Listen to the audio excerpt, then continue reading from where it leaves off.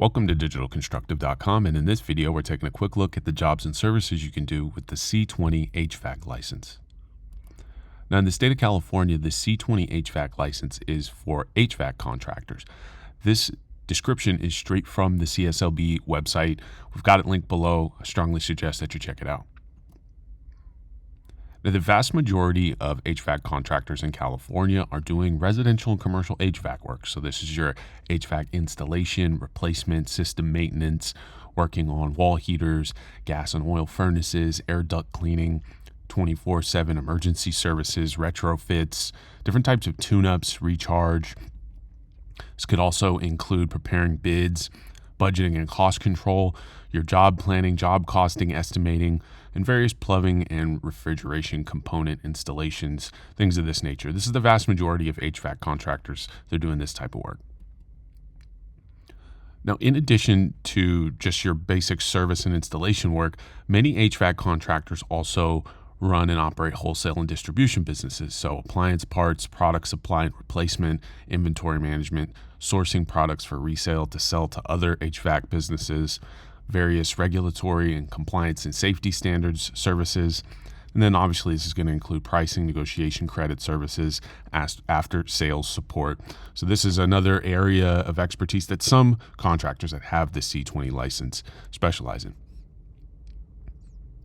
Now, another area of expertise is your consulting, design, and engineering. So some contractors work in a commercial industrial environment doing government projects, integration and build designs, ventilation systems, various energy audits and modeling, doing building code compliance, assessing, HVAC efficiency, refrigerant charging.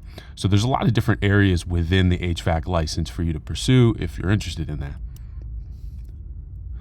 Now, in the state of California, contractors can hold multiple license classifications.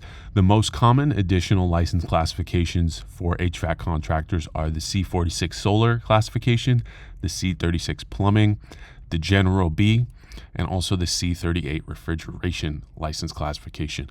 Now, in order to get an additional license, you have to have the experience that coincides with that license.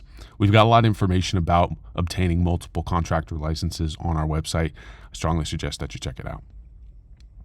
Now, in order to get the C-20 license, you've got to pass the law and business exam. This is a California law exam covering everything from workers' compensation to taxes and financial reporting, Cal OSHA, business structures.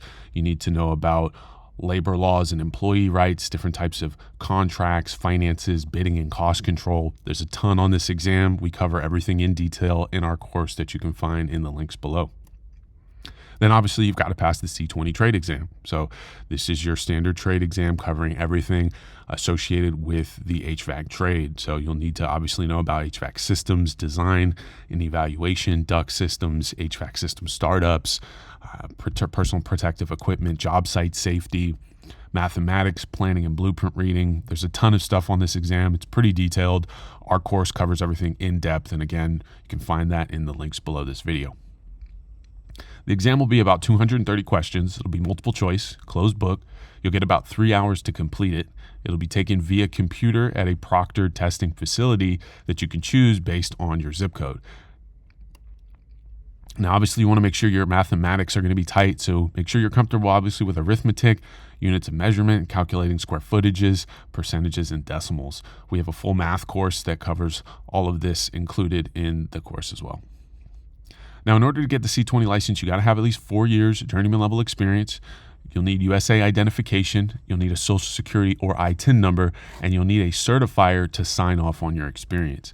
Now, this certifier can either be a licensed contractor. In this case, it could be a C-20 contractor, General B or General A, and some others in certain cases, an employer or fellow employee that you've worked with within the last 10 years, a union representative, fellow journeyman, a business associate, foreman or supervisor, an architect or engineer, or building inspector. And essentially, this individual is going to provide a brief statement as it pertains to your experience and what you know how to do. Now, everything in our course is presented in a very clear and easy to understand format with tons of examples and diagrams. It's essentially a full summary of everything you'll need to know to pass the exam. This could come in physical study guides, online videos, online audio reviews, tons of online practice exams, math course, an application review, and then of course full customer support throughout the entire licensing process. Now, if you need information on the latest requirements, fees, and a link to the application, you can find that in the links below this video. I hope you found this information helpful. If you have any questions, feel free to drop them in the comments. Be sure to like and subscribe to the channel. Again, this is digitalconstructive.com, and thanks again for watching.